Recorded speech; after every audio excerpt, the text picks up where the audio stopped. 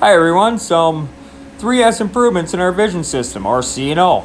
Yeah, this is just kind of the way it is, just kind of things don't really have a place, and this cord from the mouse gets in the way of the keyboard when you try to type and stuff. Real pain in the butt and driving me crazy. Been thinking about this for a long time. So I say, hey, let's get a cordless keyboard and mouse, and of course, then you gotta take out the cords over here, and then you find that this is a mess. And no, then you say, I should go look at this other side too. And then you say, let's make that look premium. So you clean it all on up, tidy up the cords. This side looks better. Gave it a little fast C&O. And then here we are. Put in Kaizen corners. Put everything right where I want it to be. I'll label each thing what goes where.